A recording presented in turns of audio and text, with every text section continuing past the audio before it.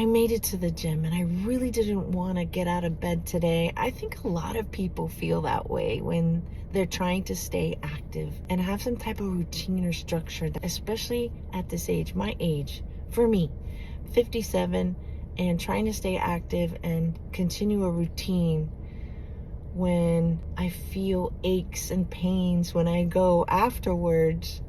And I'm not doing anything explosive. I'm just doing the treadmill and I'm doing light weights to try and tone up some of my muscle. It's hard. It's hard. I'm tired. And I feel though blessed that I have the opportunity to come and exercise. It has been a challenge. And here's the thing, the more you do it, the more it becomes routine and your body becomes familiar with it and wants it.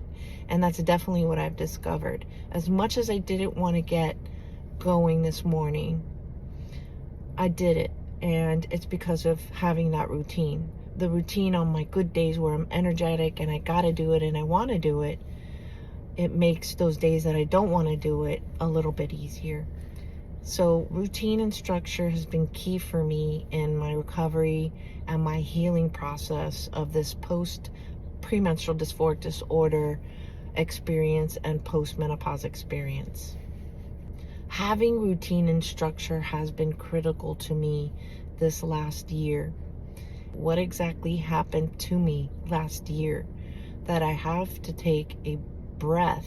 I have to take a minute and realize what happened last year. 2025 was the most challenging year of my life. It started off January 2025 with a liver infection that put me in the hospital for a week. That infection was like I woke up one day and someone stabbed me with a sword. I didn't know what the hell came out of where. And it was painful. I was in a fetal position, crying, screaming blood.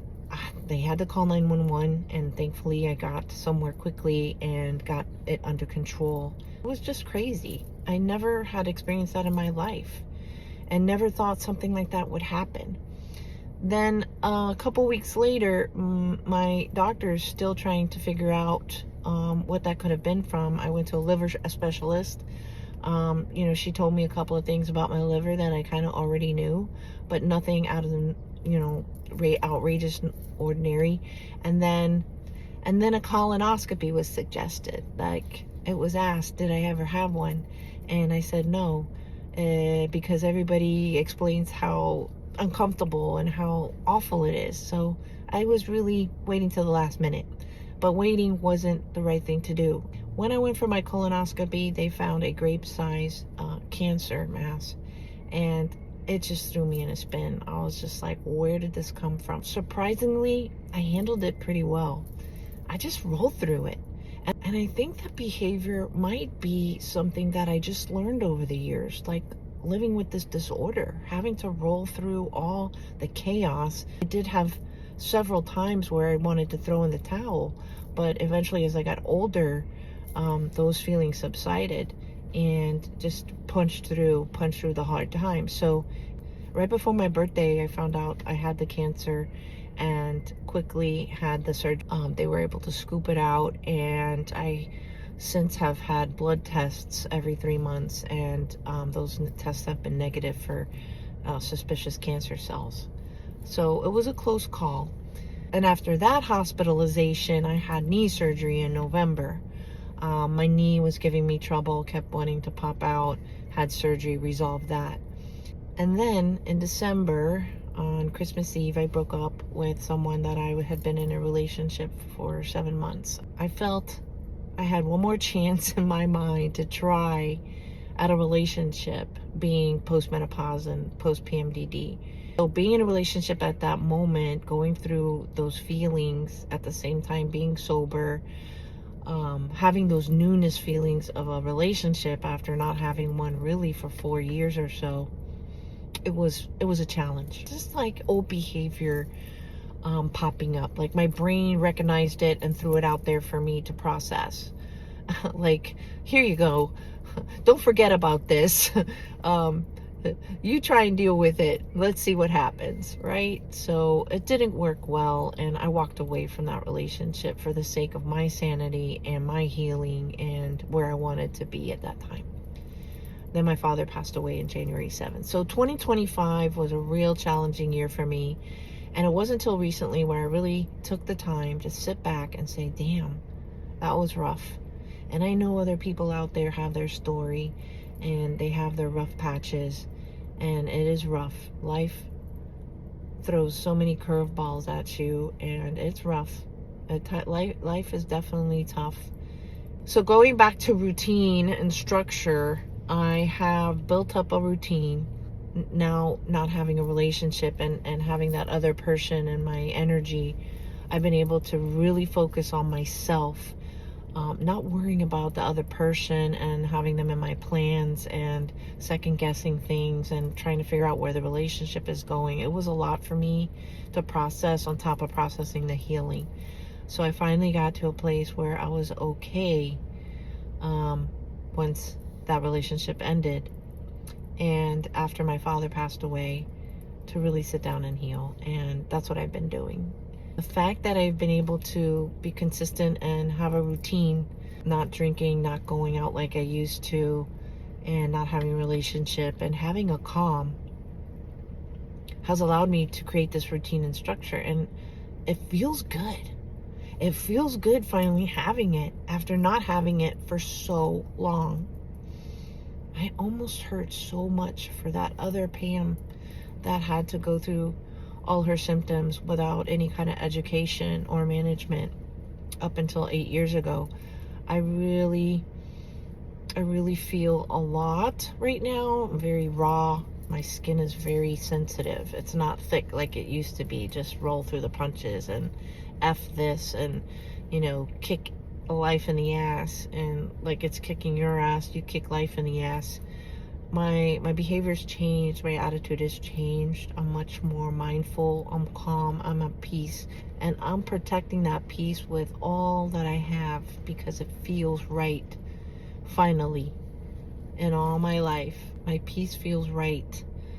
And my life feels okay. It's going to be okay. It's taken way too long, but you know what they say, later's better than never. I want to live the rest of my living years with peace and with mindfulness and with calm. And that's what I'm trying to achieve right now. Being active has helped me tremendously. Keep the body moving, keep the mind refreshed, limbering up the body parts. I don't want to be stiff. I don't want to just work 8 hours a day in an office 5 days a week for the rest of my living years or until I retire.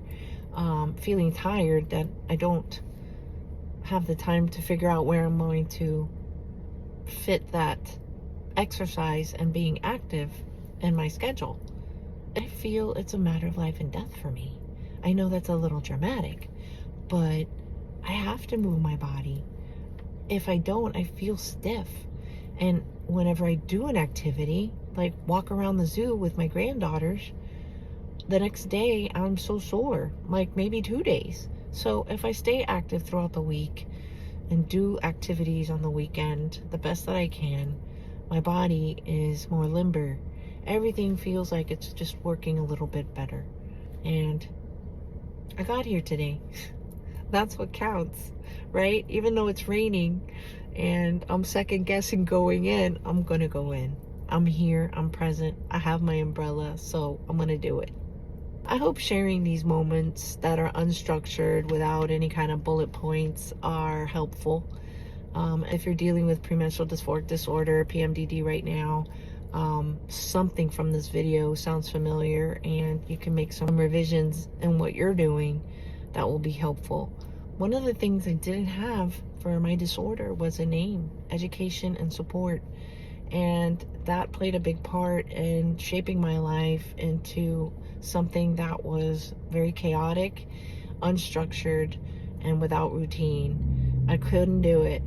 And learning how to do it so late in my life has been such a difficult challenge. But I'm meeting up to it, and it's happening, and I feel so much better. Learning all that early with those of you who have the education, support, and a name for it, you have such a better chance at thriving and beating this disorder, since there's no cure right now with all the tools that you have. I want to call it armory or weaponry, right? You want to kick this disorder's ass. Don't let it kick yours. Write things down, track your period, track the trends of your episodes, and find out what's going to work for you. There's so many options out there on how to curtail the symptoms. I mean, there's some that are minimal and some that are extreme, and that's all going to work depending upon how extreme your symptoms are. Every woman is so different.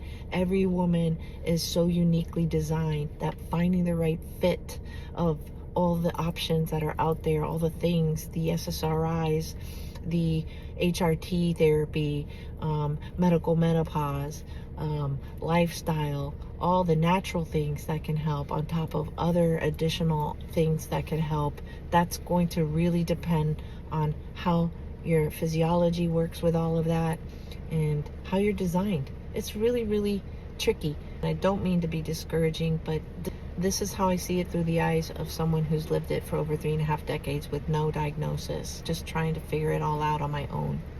I hope this video has helped, and if it has, please like it and consider subscribing to my channel so that I can continue these conversations and bring awareness to this disorder that so many people still don't know about.